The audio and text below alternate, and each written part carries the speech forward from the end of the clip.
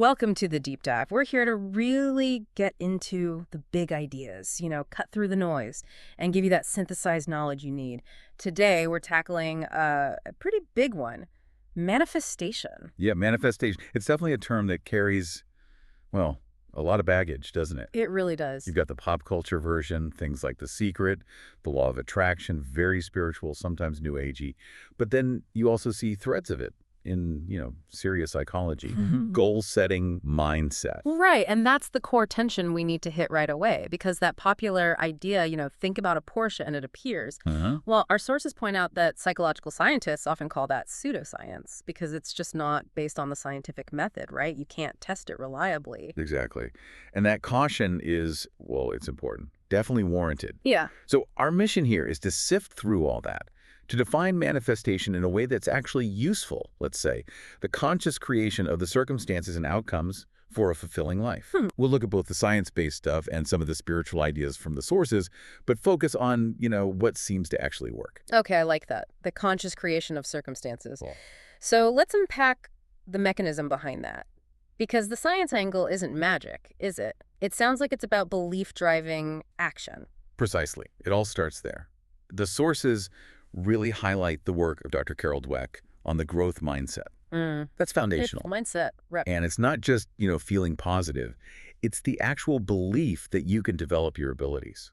Through hard work, through dedication, believing you can change fundamentally shifts how you behave. So if you believe you can do something big, like, I don't know, become a successful therapist starting from scratch. Yeah, good example. That belief isn't the end point.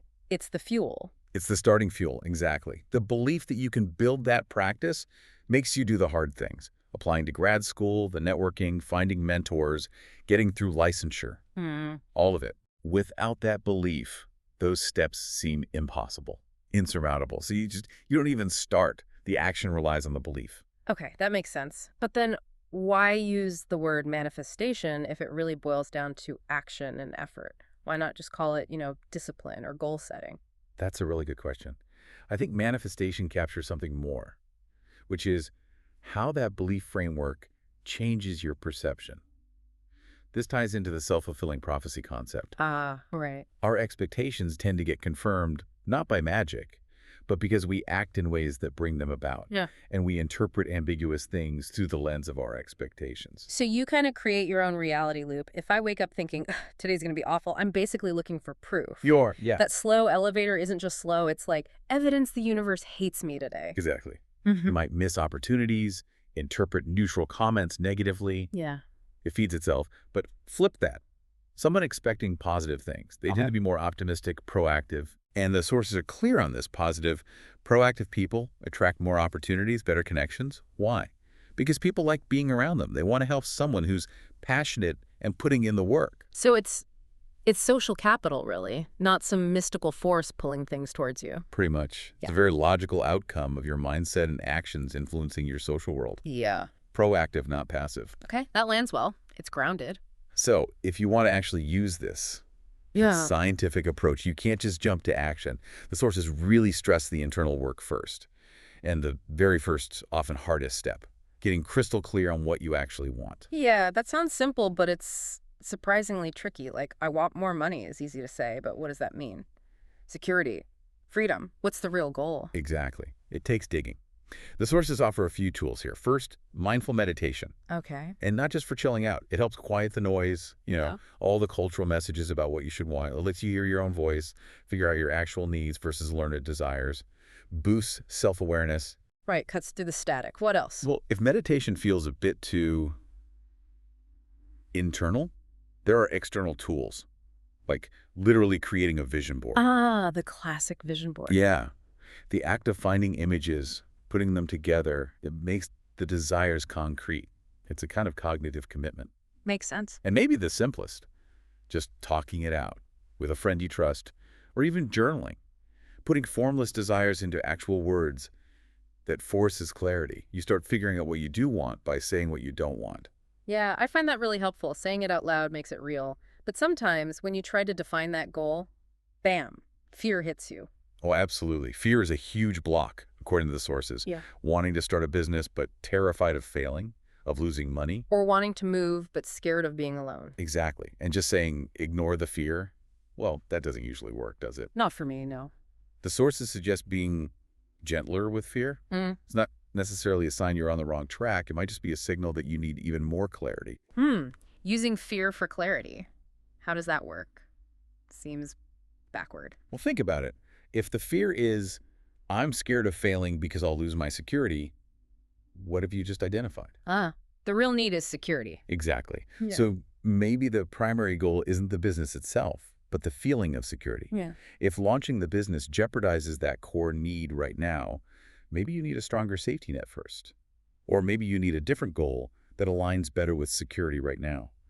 The fear acts like a filter pointing to your deeper values. Okay, that reframes fear in a useful way. It's data. It is. And this idea of checking goals against deeper needs, against values, that brings us to a crucial point, moving beyond just getting stuff. Right. The sources actually warn about, like, the typical American focus on just greed or getting ahead, right? Saying it actually makes people less happy. It's a huge paradox mentioned in the material. Right. Culture tells us manifest success, which usually means money, status, the big house, a fancy car. The usual suspects. Yeah.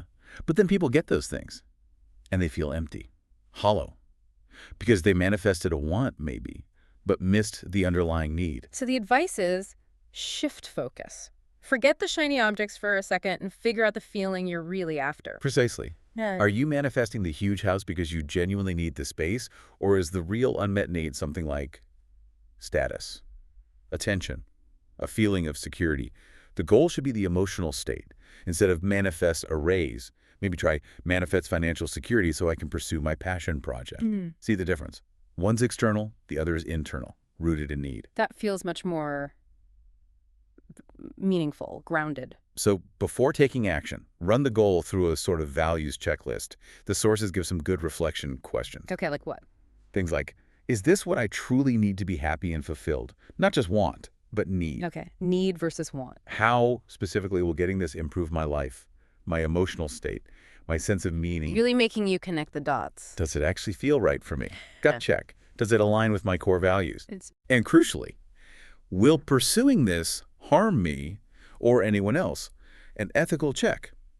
If you can answer those clearly and positively, you've likely got a solid, meaningful goal worth pursuing. Okay, so clarity achieved, goal vetted against needs and values.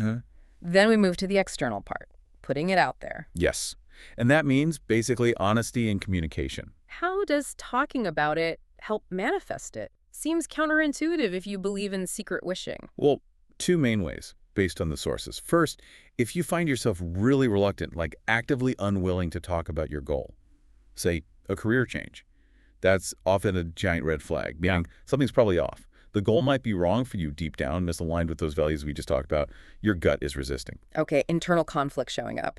And the second way? If the goal is right, talking about it is powerful. It makes it real, holds you accountable, yes. But more importantly, it lets other people help you. Back to the social capital idea. Exactly. It's not woo-woo. People generally want to help others who are passionate, clear, and working hard. When you articulate your goal, people can connect you with resources, ideas, opportunities. They become part of your manifestation network, so to speak. Okay, that makes sense. It demystifies it. It also shifts your own attention. There's that fun little anecdote in the sources, the hula hoop power. Hula hoop power. Okay, tell me more. So someone wanted a hula hoop, didn't want to buy one. They just decided, okay, I'm going to keep an eye out for free ones, like in free boxes on the street, garage sales, whatever. They weren't praying for a hula hoop delivery. No. Yeah. They just shifted their focus, tuned their attention, and guess what? They found one. Found one within a few weeks. And then apparently found 3 more shortly after, because their brain was now primed to notice hula hoops or opportunities for free stuff that they'd previously just ignored. So the hoops were probably always kind of there, but they weren't seeing them? Exactly. The manifestation was training their attention to be ready when the opportunity appeared. That perfectly illustrates that wishing isn't enough. You need right action, even tiny steps. Absolutely. Small actions matter immensely. Like the personal story shared in the sources about wanting to go to grad school for psychology. Yeah, I like that one. This person had a minimum wage job. Yeah. Felt like a PhD was just impossible, out of reach. But they made a 100% decision. I am doing this. And the very first tiny action, Volunteering a few hours a week in a research lab. Filing papers, basically. Just getting a foot in the door. Exactly. Ah. That small step connected them, built a tiny credential, gave them insight, and eventually that pivot led them all the way to a PhD program at Berkeley for minimum wage. Wow.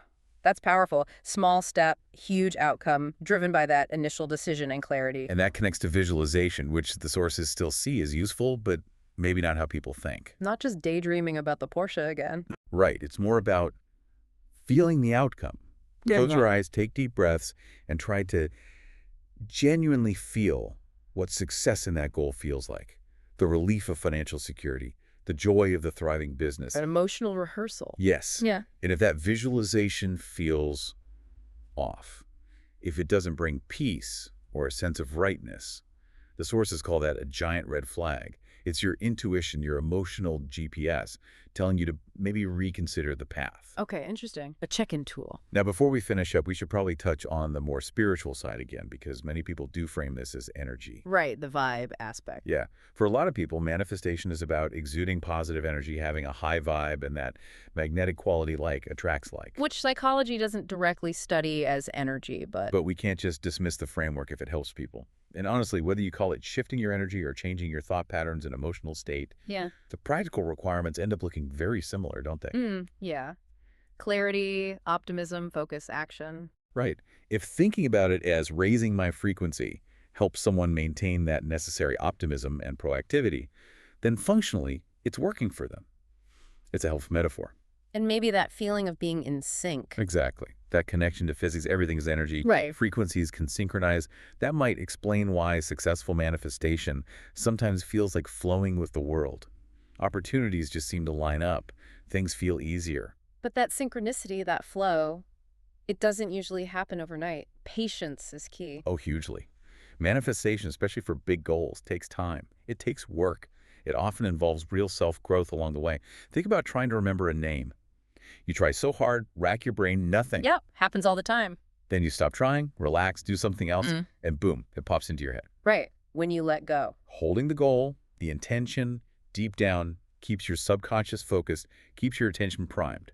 So when an opportunity does randomly appear, which often happens after intense effort, followed by letting go a bit, you're ready to notice it and pounce. So hold the vision, do the work, but don't strangle it. Something like that. And importantly, celebrate along the way. The sources really emphasize pausing to acknowledge small wins, little successes. Enjoy the journey, not just fixate on the destination. Makes the long haul more sustainable. And be flexible, adaptable.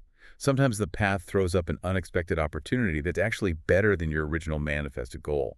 If you're too rigid, you'll miss it. Flexibility lets you pivot and potentially upgrade your manifestation. Okay, so wrapping this up, the synthesis seems to be manifestation is a spectrum. At one end, maybe pseudoscience, just wishing, but the effective part, the science-backed part, that's about focused belief driving consistent, values-aligned action. Exactly. And interestingly, whether you frame it scientifically, cognitive shifts, behavioral changes, or spiritually energy, frequency, the effectiveness seems to boil down to the same core elements. Clarity about what's truly meaningful to you, and then taking purposeful steps. So if the goal is genuinely improving your life, then how it works, the exact mechanism, might be less important than the fact that aligning your actions with your deep needs and values does work. Right. Okay, so we've learned that just manifesting money or stuff probably won't cut it for real happiness. The focus needs to be on those deeper emotional states: security, connection, purpose, love, attention. So here's a final thought for you, our listener. Given that focus needs to shift to underlying emotional needs, what's one small action, just one tiny step you could take today that moves you closer to meeting one of those needs, rather than just chasing a material want? Something to think about. We'll see you next time on The Deep Dive.